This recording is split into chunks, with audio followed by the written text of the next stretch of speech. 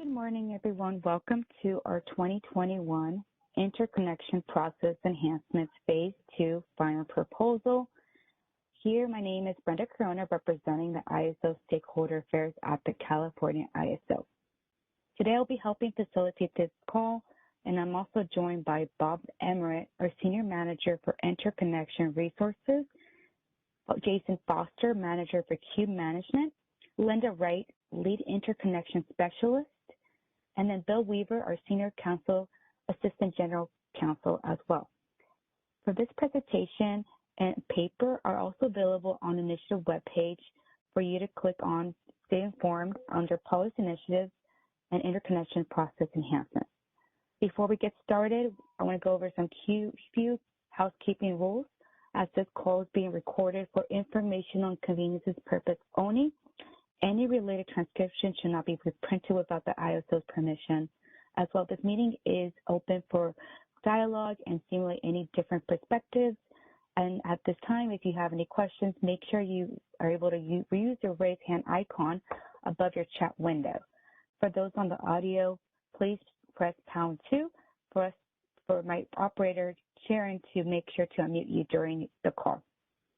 Before stating any of your questions, please be sure to state your name and affiliation before making a comment.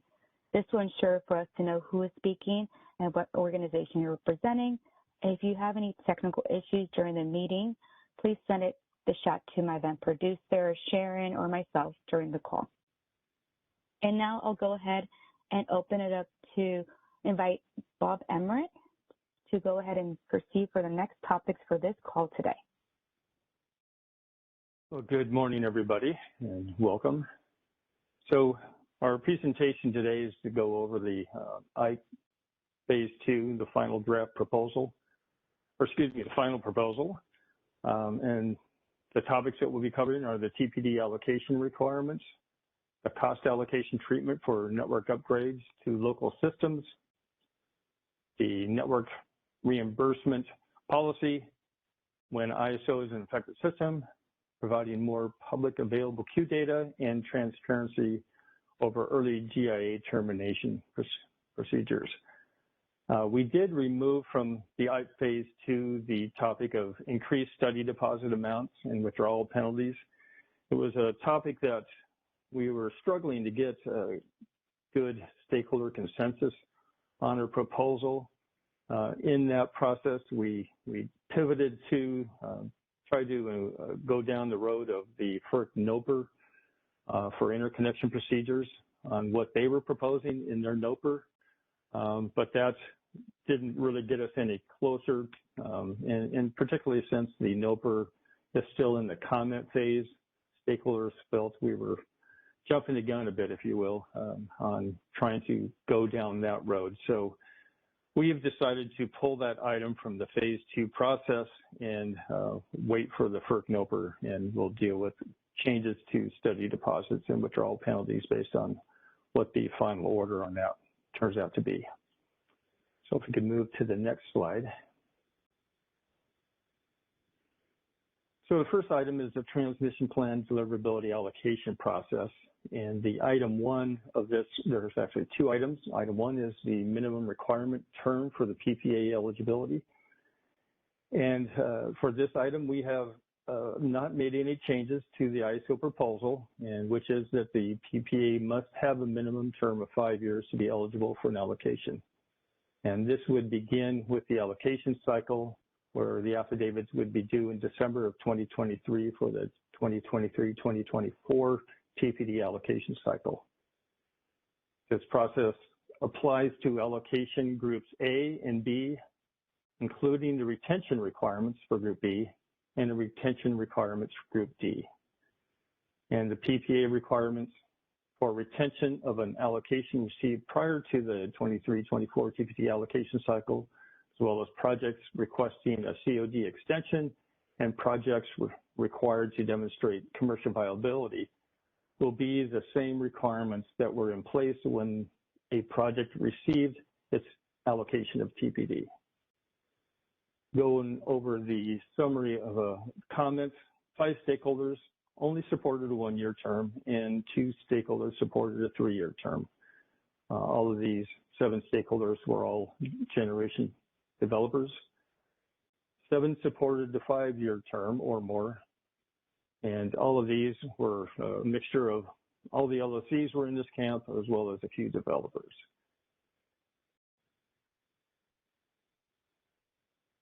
And the ISO feels that it's important that we must ensure that the TPD allocation process ensures the most viable and ready projects have an opportunity to seek an allocation and get an allocation prior to the less viable and ready projects. No load-serving entities have stated that they procure capacity from new greenfield projects or an expansion of existing projects for less than 10 years. And the ISO felt strongly that we need to make sure that the load-serving entities that have the RA obligations and have procurement orders are able to meet those. And projects that have shorter contracts that may be less viable don't get an allocation in sooner than those projects might, and actually hindering the load-serving entities from being able to meet their mandated timelines for new capacity. So with that, I'll open it up for questions.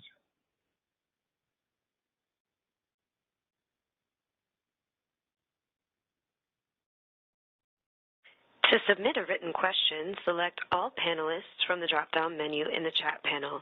Enter your question in the message box provided and send. For the phone-only lines, press #2 to raise your hand, or in WebEx, press the raised hand icon on your screen to enter the question queue. You will hear a beep tone when your line is unmuted. At that time, please then state your name and question. Once again, clicking the raised hand icon or #2 to enter the question queue.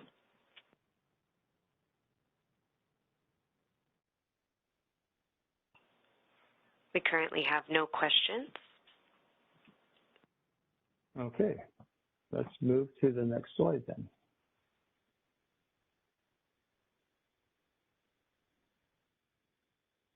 Thank you.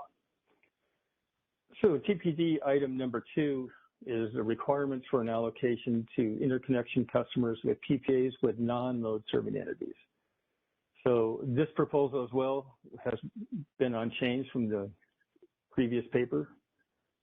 And the proposal is that non-LSC PPAs are eligible for an allocation.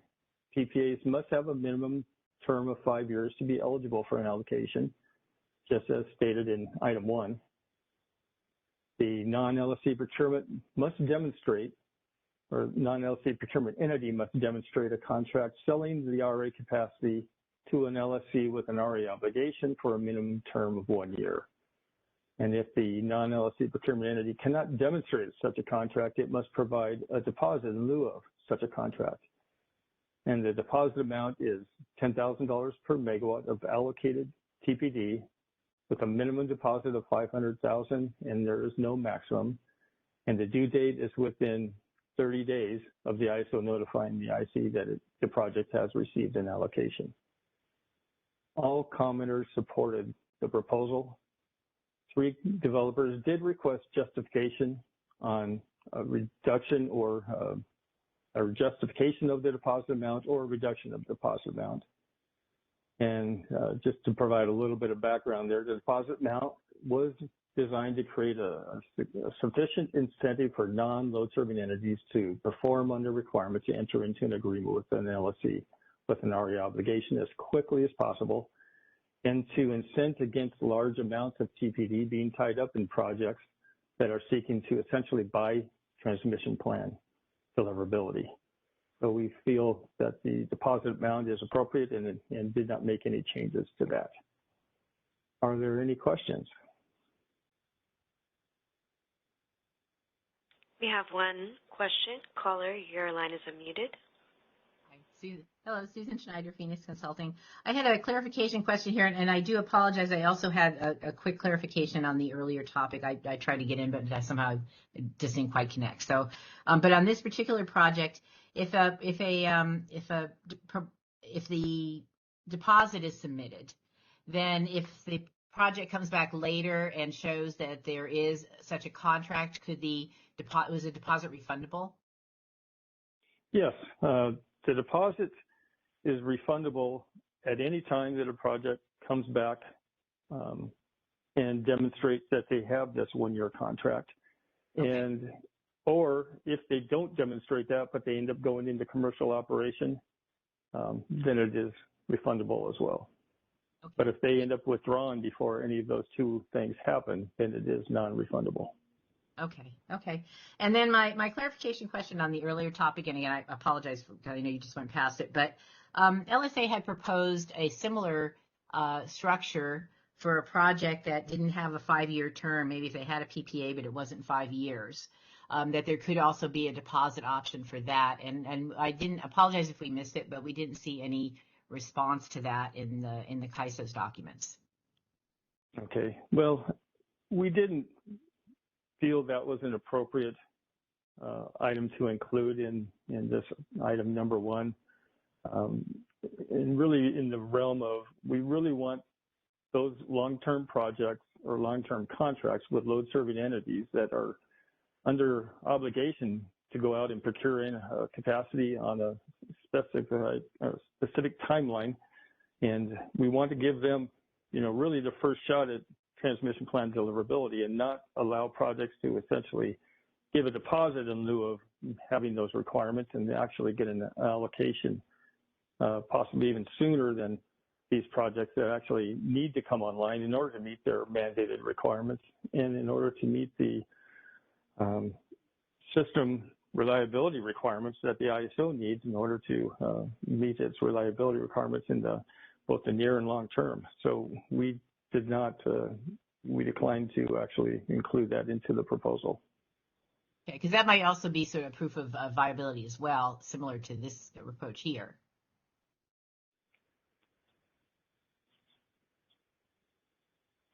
If someone is willing to put up money for that.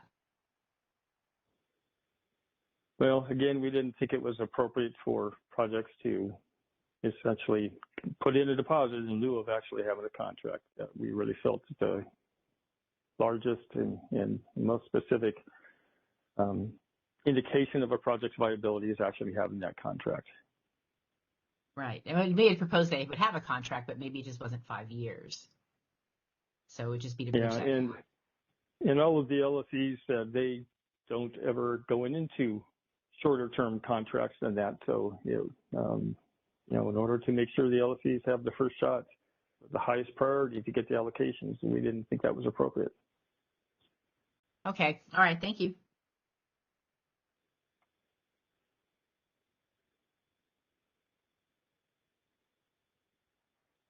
We have another question. Caller, your line is unmuted. Yeah, hi there. This is Mike Berger with Intersect Power. Appreciate that feedback on item 1 regarding why you didn't think it was appropriate to allow for posting. I guess trying to understand if the feedback you're receiving from LSEs is that they don't sign these short-term contracts. It seems like this problem would resolve itself without having to implement further restrictions through this process. So if a generator can't sign a shorter term contract because the market opportunity doesn't exist, why are we putting these restrictions in place to restrict something that you say is not happening anyway? I'm still struggling to understand the problem you guys are resolving, but also we as a company have in fact signed agreements of shorter durations with LSEs that have RA obligations. And so somewhat want to dispute the claims that you're making here because it is not reflective of the market in its entirety. Well, I guess from everything we're hearing from the load serving entities is they don't procure RA capacity from greenfield projects for less than 5 years. They're even telling us less than 10 years.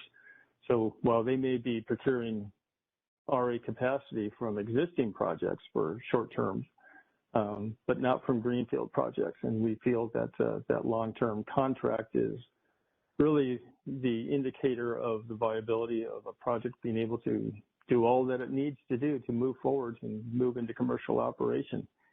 And shorter term contracts really doesn't put it into the same standing as a project with a longer term contract. see. How do you guys assess projects that are in a position now based on long-term contracts that they've signed that they can no longer fulfill because the market dynamics have changed, whether or not they can afford to build those projects and now have no ability to kind of renegotiate those contracts, whereas a project that had shorter term contracts has a much greater ability to adjust to those market dynamics. How do you assess that viability and risk management approach? Well, I'm not sure I'm fully understanding how you want me to answer that, but this will begin in the 2023 allocation cycle, so it won't begin in the allocation cycle that begins this December. So I think there's plenty of times for entities to adjust if they are considering negotiating shorter-term contracts. Okay, thank you.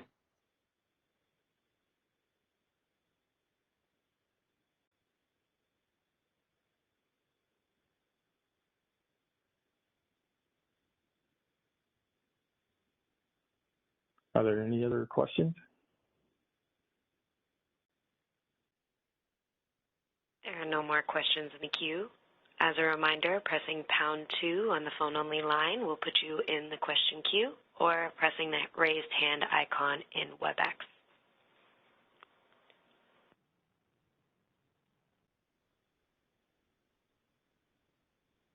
There's 2 written comments in the chat. Okay. Second to see those.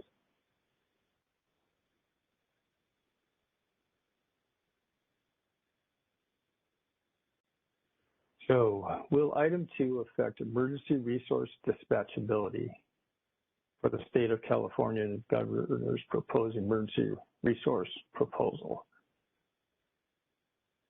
So, it's my understanding that that's the projects that would be coming in under the emergency resource program, if the governor actually declares an emergency, if that's what you're referring to, those projects don't necessarily get an allocation of transmission plan deliverability. So those projects are not competing for transmission plan deliverability. And then can the ISO confirm if this deposit would be due in cash or an LC when and if applicable? So I think we'll probably have to add some additional information either to the tariff or the BPM around that. But I think anything that is that we have accepted in the past for interconnection financial security probably would still be applicable for this process as well. We haven't outlined that yet.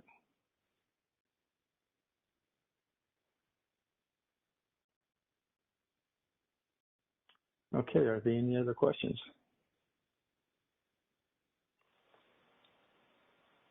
There are no more questions in the queue at this time. Okay, well, let's move to the next slide. So this is the cost allocation treatment for network upgrades to local systems, which are, excuse me, 200 kV or less. And this topic was brought up in order to protect local ratepayers from rate shock for the interconnection-related network upgrades that can occur. Typically, this is a potential for smaller PTOs with a lesser number of customers, but still have significantly sized project interconnecting that could create large upgrades that could overwhelm their local rates. So the proposal is unchanged. The cost for low voltage network upgrades greater than 15% of the PTO's local TRR will be financed by the IC without cash reimbursement. This applies equally to all PTOs. And the ISO will maintain data on the ISO website providing the status of each PTO's share of interconnection-related low voltage costs and an ISO projection for each PTO's near-term cost percentage based on active projects that have executed GIAs. And the ISO will allow an IC to withdraw under certain circumstances where the PTO would have reimbursed the cost of a low voltage upgrade, but that changes for the customer while the project is in queue due to the PTO going over their 15% threshold. And this is regardless of whether the PTO was projected to do so or not. So, are there any questions?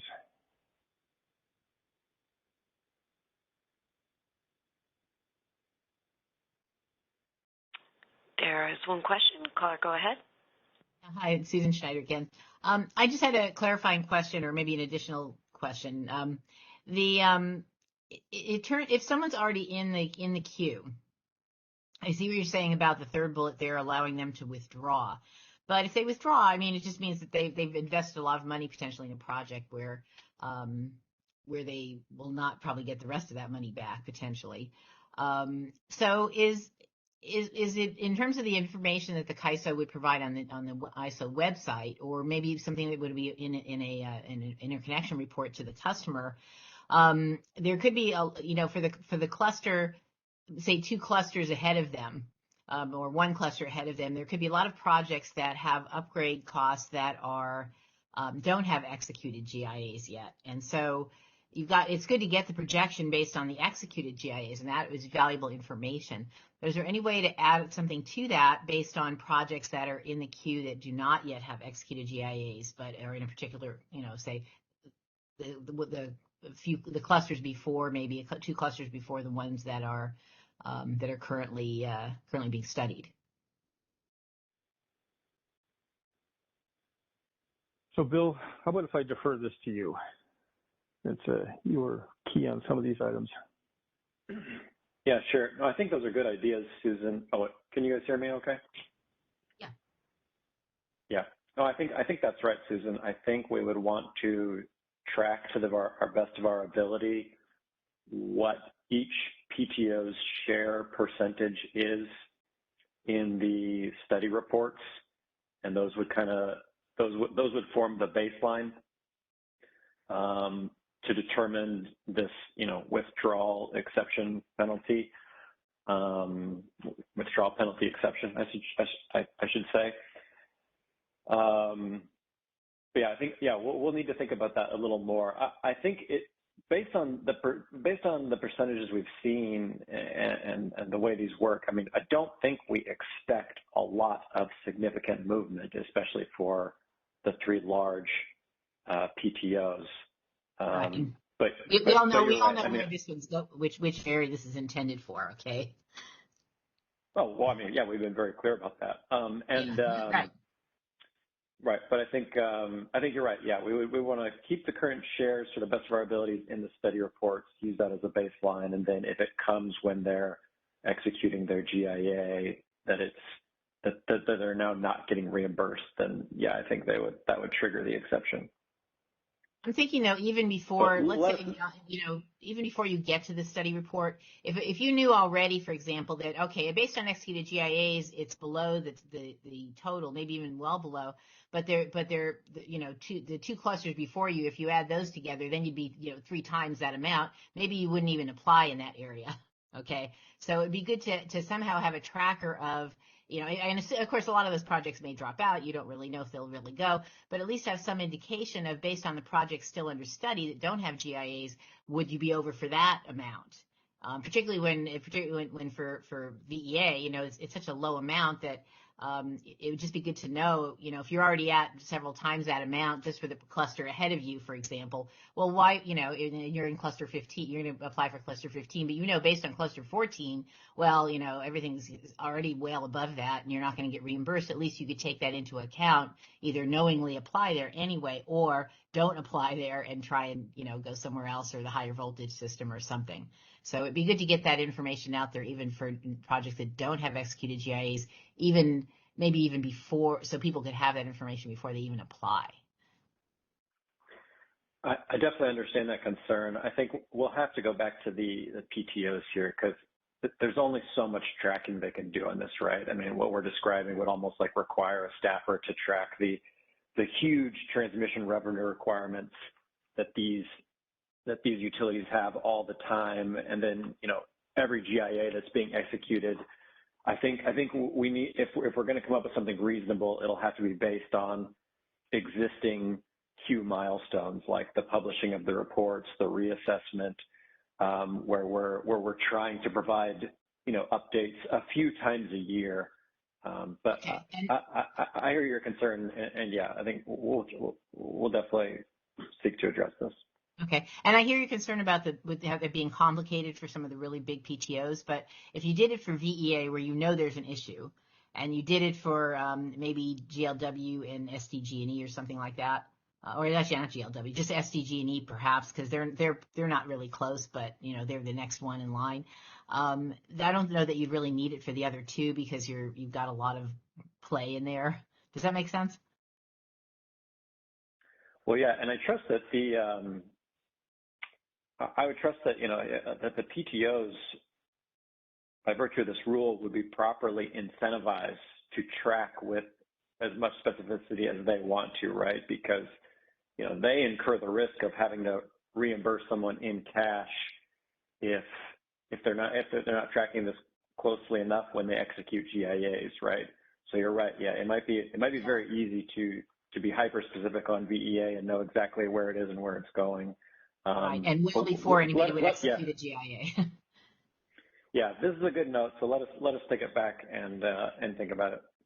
Okay, really appreciate it. Thank you. Mm-hmm. We have another question in the queue. Caller, your line is unmuted. Hi, good morning. This is Songjue Zhu from Greenbright, representing KLWare. I have a question regarding this withdrawal exception.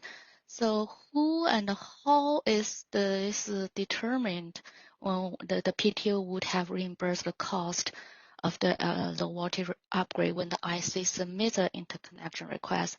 I understand you will post the cost information on the website. So does the IC just estimate based on some rough number, based on it's the single interconnection request into this cluster? So if there's some buffer still available for reimbursement, if there's only one project, it might be enough. But if there are 3 projects, it's not enough. So who determines that whether it is it would be reimbursed at the time of a submission of a IR? And Sanjay, you're just asking about like whether this withdrawal penalty exception would apply. Is that correct? Yeah, because the criteria is at the time it's right. the IC submits the request, there's the expectation is PTO would reimburse. So that's a necessary condition to get this. Then how could the IC know that?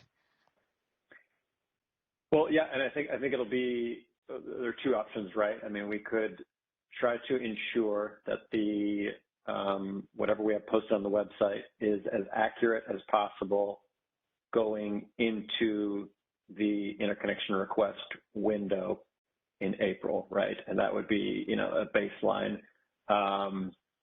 We could also, another option that might be a little more appropriate might be the scoping meetings where we say, okay, you've submitted, right now you'd be reimbursed, that's the baseline. But I can't see it being something later than either of those because, the interconnection customer, we do want it based on when they submit the interconnection request itself. But I think we would do it just the same as the other withdrawal penalty exceptions, where it shouldn't be that hard to determine whether there was a change while they're in queue, especially because this is just a binary state, right? Whether they were getting completely reimbursed or whether they have, even $1 that's not reimbursed at the time they execute their GIA. Yeah, probably the scoping meeting makes more sense. I think the PTO cost is one side, the other side is what would be the IC's actual assigned cost. The IC won't have a clear idea when entering the queue. So scoping meeting, if the PTO can inform the IC, that will be helpful. Mm-hmm. Yeah, that's fair.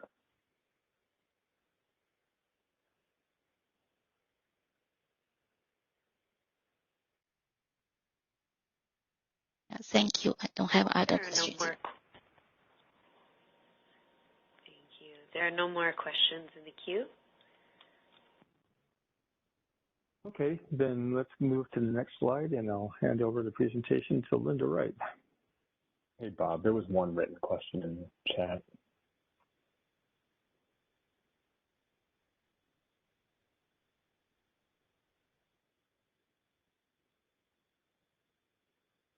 Oh, yeah, so the question was, so this is from, nope, not even gonna try.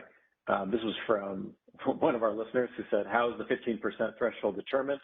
Would you provide clarity on how the percentage was determined, right? So each utility is looking at its total transmission revenue requirement for the low voltage, their low voltage transmission revenue requirement, otherwise known as their local transmission revenue requirement, and then simply looking at what the cost drivers were, or the genesis for each incurred cost within that transmission revenue requirement. Was it network upgrades that were triggered by a generator interconnection, or more commonly, was it load growth, system upgrades, you know, things like anything except a generator interconnection driven network upgrades, and then that's how the percentage was determined. If you're, at least each share is determined. If you're asking how we came up with 15%, that's been in the papers since the beginning. That's based on the location constrained resource interconnection facility paradigm. We recognize that it is somewhat of a arbitrary figure, but we see the two as analogous, and the LCRIF has been approved by FERC, and based on the shares that we've seen from the utilities, we think 15% seems to be a good threshold for this. So.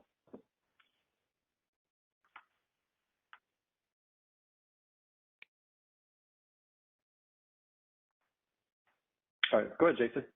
Thanks. This is actually Linda Wright, and here to just go over the policy we proposed for the ISO as an effective system.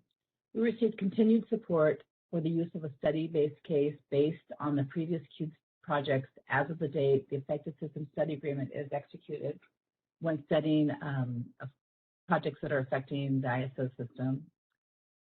We still had strong stakeholder support for the reimbursement of network upgrades triggered by projects interconnecting to a neighboring system, with the exception of PG&E, who is not wanting to reimburse for these upgrades. Network upgrades to the ISO system benefit the ratepayers, regardless of the location of the generator, and the ISO's proposal of reimbursement for network upgrades triggered by projects affecting the ISO controlled grid is consistent with our existing policy for reimbursing network upgrade costs for projects interconnecting to the ISO controlled grid, and is unchanged in this final proposal. Are there any questions?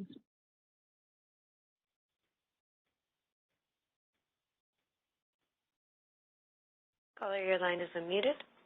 Hey, Linda, Susan Schneider, Phoenix Consulting. Just a quick one.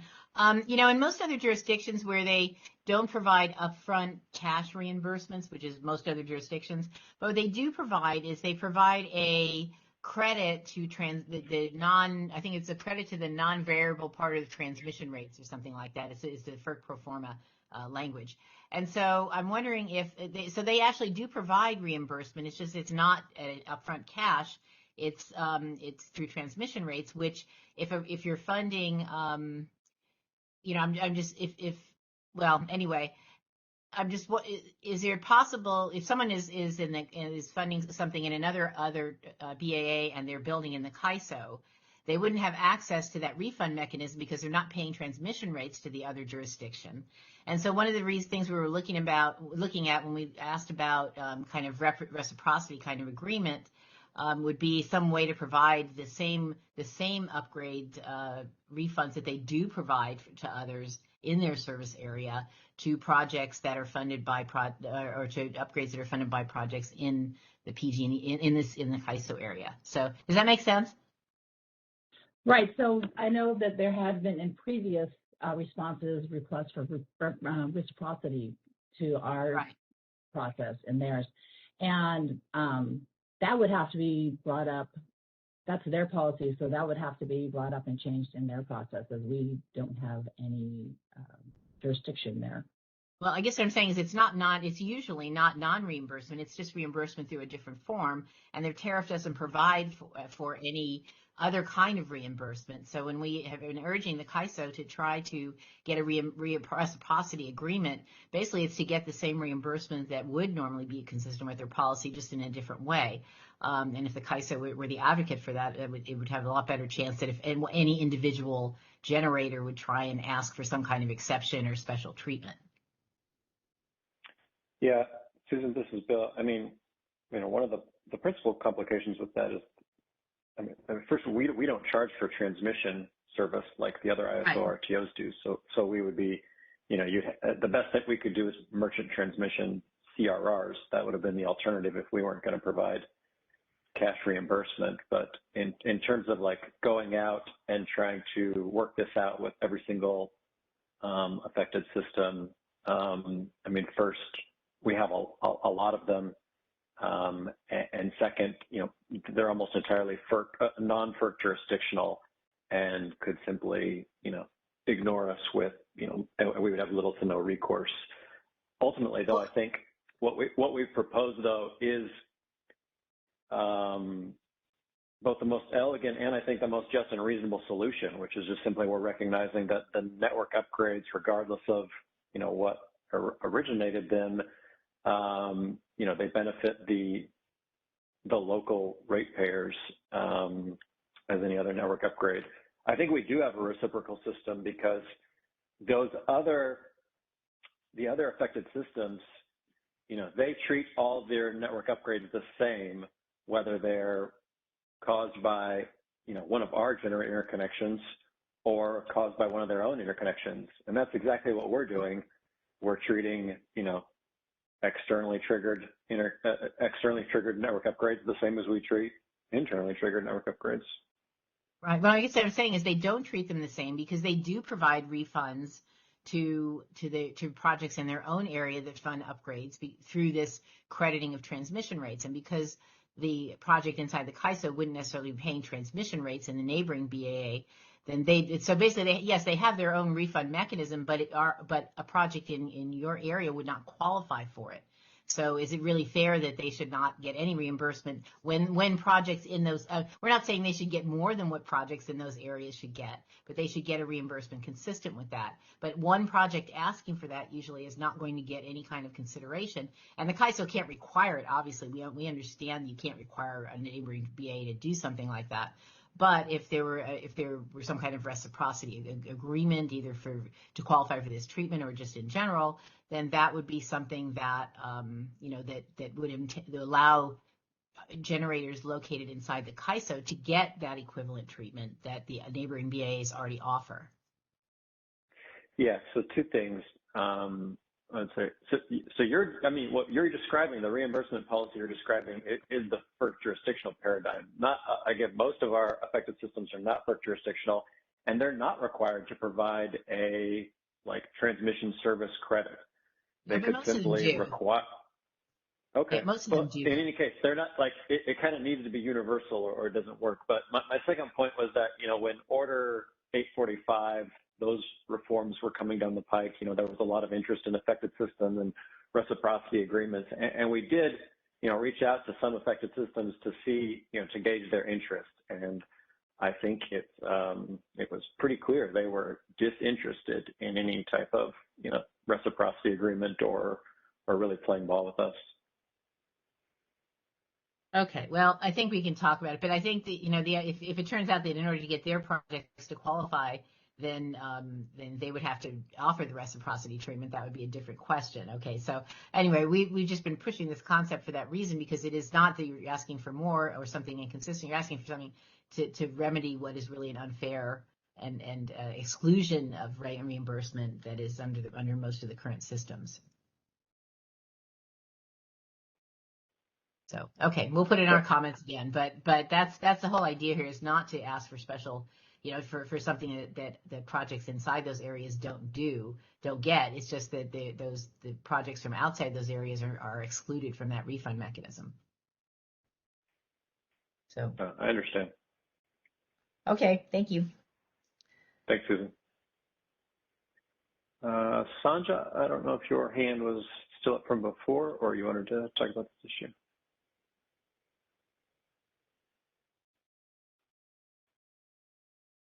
We have two other callers. Callers, go ahead. Songje Zhu from Greybright. A quick question.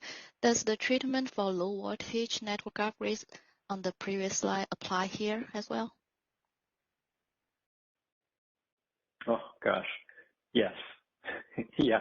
I mean, I think what we're reporting is that we're agnostic to whether the generator interconnection is internal or external. And so all other normal reimbursement cost allocation rules, certainly low voltage, high voltage classification would apply.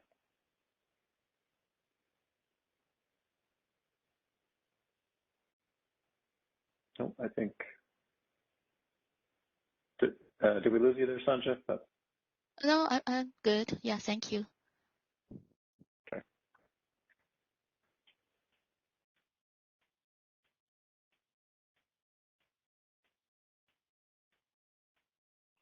Okay, we have a final caller.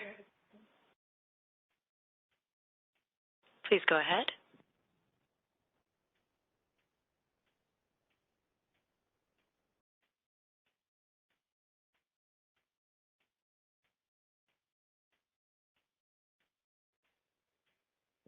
Fernando, I don't think we can hear you, or at least I can't. Hi, Sharon. Like I the don't caller see any take callers. his hand down. Yeah, no callers.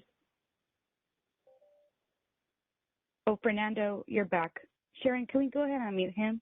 Make sure you state your name and affiliation, Fernando. Thank you. Yes, he's unmuted. Fernando, your phone or computer may be muted, so make sure you unmute that before speaking.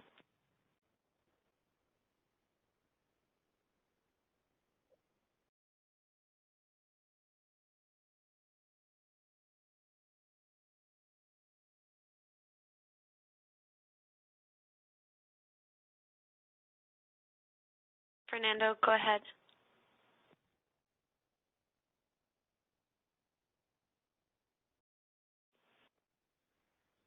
We could get back to him, and I'll chat with him and see what's going on, but we could go ahead and move to the next slide for now, and then we'll get back to Fernando.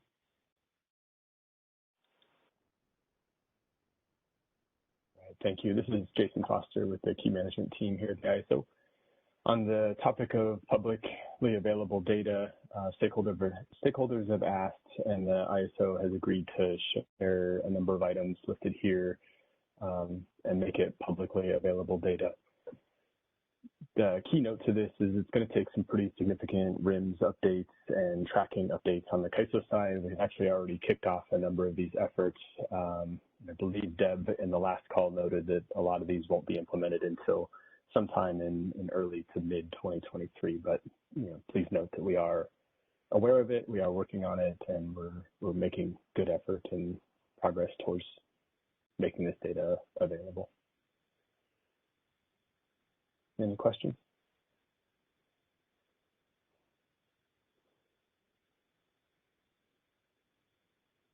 Looks like Rand's hand is raised. We do have a question from Renee. Let's go ahead and unmute her. Renee, go ahead, and please state your name and affiliation. Hi, Brenda and Jason. Thank you so much. This is Rayanne Quadro on behalf of EDF Renewables. I just wanted to say thank you for moving forward with the transparency enhancements and encourage the KISO to target a deployment timeline for the upgrades in advance of the opening of the Cluster 15 study window on April 1st. I think, it could only help developers make better choices the more information they have, and, getting on a schedule that way would benefit both the KISO and the stakeholder community. Thank you. Thanks, Rayanne. Yeah, we certainly understand and agree with that timeline. We'll do the best we can. Yeah, we'll do the best we can. Thank you.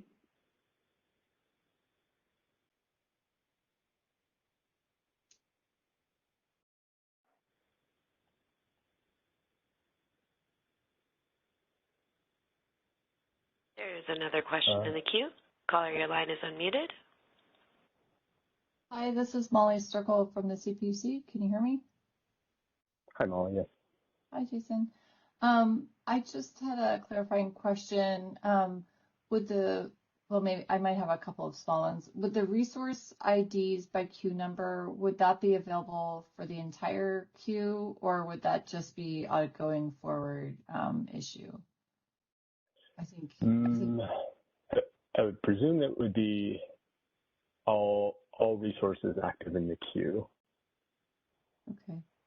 And this is Bob Emmer. Just to clarify, resource IDs are not signed until a project starts to go through the last process of getting their meters installed and getting into the network model. So we typically won't have a resource ID for a project until it is getting close to commercial operation. right, that's what I thought. So it would be sort of like at some point the queue would get updated with the resource ID when it was at that phase of the project. Is that right? Yeah, I guess said differently would be when a resource ID is assigned and it's updated in the KISO system, and the KISO system would sort of automatically update the report and publish it publicly. Okay. Yeah. And then for the TPD allocation, is that something that is static, or again, would that potentially change over time, right? Because as a project goes through development, it might get an allocation, but then the following year it might get more, or am I making that up? So Yep. I'm just trying to figure out, would that also be a dynamic piece of data? Sure. So it's sort of static and dynamic. It's static in the sense of TPD allocation results would be updated in the system and then reported out on following the allocation results being published. Then projects at any time during the year can make modification requests to, for example, transfer deliverability. They can add a resource, but they can't add. They can transfer deliverability, and things can adjust throughout the year. And those updates would occur similar to what I mentioned on resource IDs, where we would, when approved, we would update it in the system. The system would then update the reporting, and that data would then become public at that time. Okay, that makes sense. Okay, and then for the phase data, one of the challenges with the existing report is that it's hard to tell when projects have, when projects have a portion that's already online. So I assume that's what one of the goals here with the phase data, but I just want to confirm that, this update would allow us to tell, it's an existing 100 megawatt solar generator, and then it's back in the queue to add storage. So would you be able to tell, like, the portions of the resource ID are already online with the COD date, and then some other portion of the resource, same queue number, is not online? Will you be able to see that? I do believe that's the intent. I don't know what the report will look like. We haven't developed the template quite yet for what the phase level data would look like, but I do believe that's the intent, to report out on the commercial status or the commercial operation status and any subsequent details per phase. Right, because it seems like you have to allow a queue number to be associated with multiple resource IDs, and then also allow a resource ID to be associated with multiple COD dates or generation types. And that's one of the things that, that we end up with, on the current list, you end up with just, one row per queue number. And so I feel like you guys need to do something like where you have, queue position, 1000.A.B.C, or, .resource ID.A, .resource ID.B, that kind of thing, so that we can aggregate up to the queue number, but that we can see these different rows. Okay, this portion of the queue number is online, and this portion is in development. And I think that's kind of the only way to get there. Yeah, so Molly, I can tell you we're working on some internal, I'll call it templates or tracking mechanisms for phasing, and all of that is being taken into consideration. So I think more to come as we develop publicly available templates and what the data will look like as it gets published publicly. Okay, and here's my last question. I continue to be interested in publishing, information about developer name, and I think the CPUC submitted some comments of that effect in some prior rounds of comments, and I noticed that's not on here and hasn't been considered. Is that something that's possible for consideration in this phase? Just talking about having developer name be available more transparently, recognizing that the developer name also changes throughout the process. Yeah, I don't believe developer names are currently in consideration for being public. I believe in the last IPE process, or maybe it was COMA, we did agree to make the project names public, but the developer names or legal entities would not be publicly available. Yeah, I mean, for any project that is going to come online in the state of California, once you have the project name and the city, you can just Google it and find its permitting application, which will have a developer name. I'm not really sure why we're not just publishing the name. I would love to see county added to the list as well, if that's an easy add. But yeah, I'm just saying, I think we've done a lot of Googling to figure out who the developers are without any trouble whatsoever. So I'm not sure why we don't just add it, or at least allow developers to voluntarily agree to have their name published, because maybe somebody wants to contact them for contracting. I think we'll take that into consideration and advisement as we roll forward. But as of right now, it's not going to become public available. Okay, I'm interested in feedback from others who want to contact me offline and persuade me that this is not a good idea as well. I mean, there's probably parts of this I haven't thought about. So thank you for letting me have the floor. Thanks. Thanks, Molly. There's a few written comments. Maybe we'll go to Susan first, and then I'll read the written comments.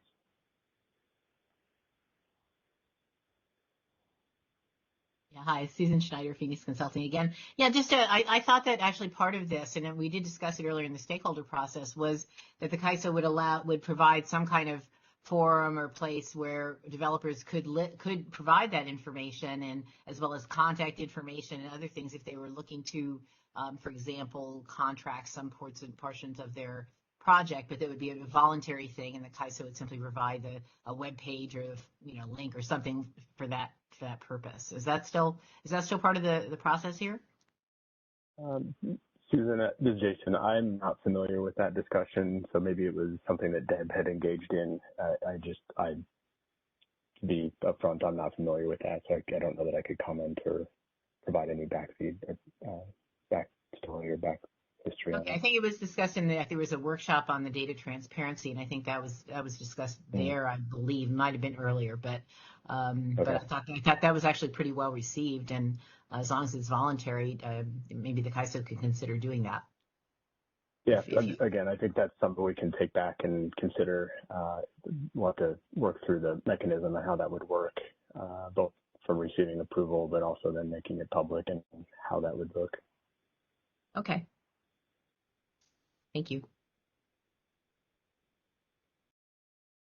All right, and then there's a few written comments here on cluster level data transparency. How much of whole cluster currently has site control? So there's a question on site exclusivity and site control. And forgive me, I don't remember exactly what the paper said, but I do believe this was excluded from this list of publicly available data, considering site control is more on the commercial side, and we would not share that publicly. So I know it was part of the discussion.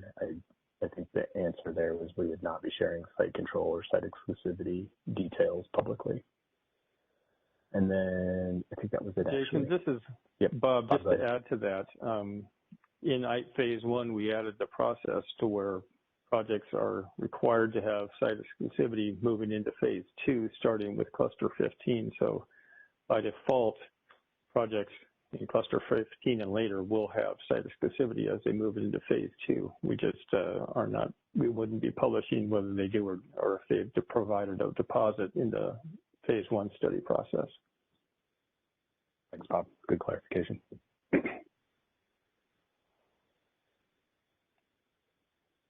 All right, and I'm not seeing any further questions.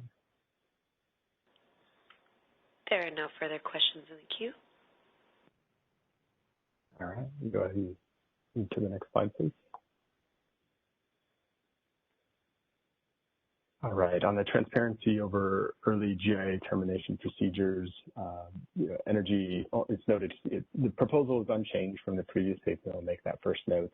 The idea here is that energy-only projects should not be allowed to stay in the queue forever, and that the ISO queue management team would be implementing BPM for generator management, section 6521, requiring projects to demonstrate their engineering, permitting, and construction progress in order to extend their commercial operation dates. And then as well, interconnection customers should be reporting on the status of their projects, and if they're not, we are and will be moving to invoke the default clause in the GIA and SGIA. I'll pause here for any questions.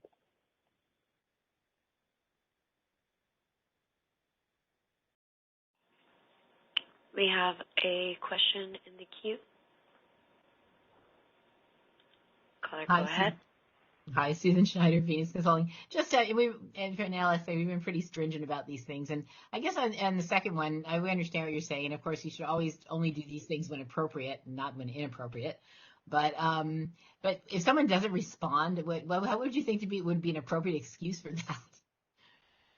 When you say doesn't respond, Susan, what are you thinking? Well, I'm saying if the customer does not respond, it's just what you've got down here. If they should be reporting status and they don't respond, so I assume it means you try to contact them and say, hey, why aren't you doing this? And they don't respond to you. But when would you think is that okay? It'd be okay to let them just keep doing that?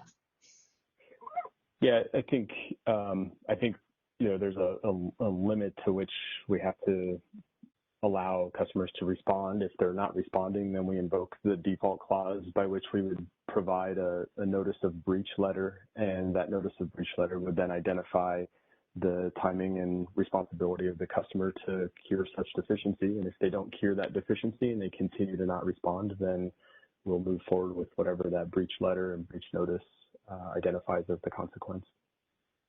Okay, all right. Thanks for the clarification.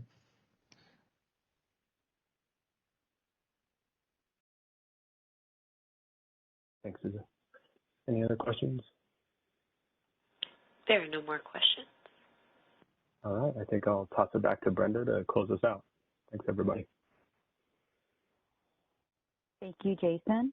So for our next steps for this initiative, we will present to you the schedule of what we have planned for the next 2 months. So we did post the final proposal last week. That's available on initial website.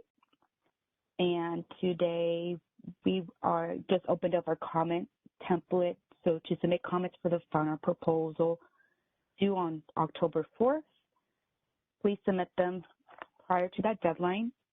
We want to make sure we get everyone's comments submitted.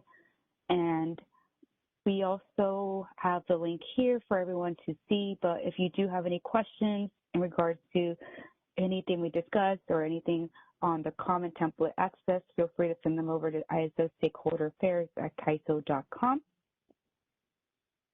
And lastly, we do want to present to everyone who on the call that we do have our Stakeholder Symposium less than 2 months away. Feel free to visit the website for any updates. We have frequently asked questions, agenda posted already, and then we will also be updating the location of where exactly the convention center will be having the symposium. So keep an eye out for that. And then those sponsors, thank you so much for helping our event. We do have quite a few sponsors, and we're looking forward to promote them during our event and prior to our event. So that's that's a great opportunity. But other than that, we appreciate everyone on the call today and look forward to the materials on the website for the initiative web page. At this time, Sharon, our event producer, can you close our meeting for today? Thank you. Thank you for choosing Event Services.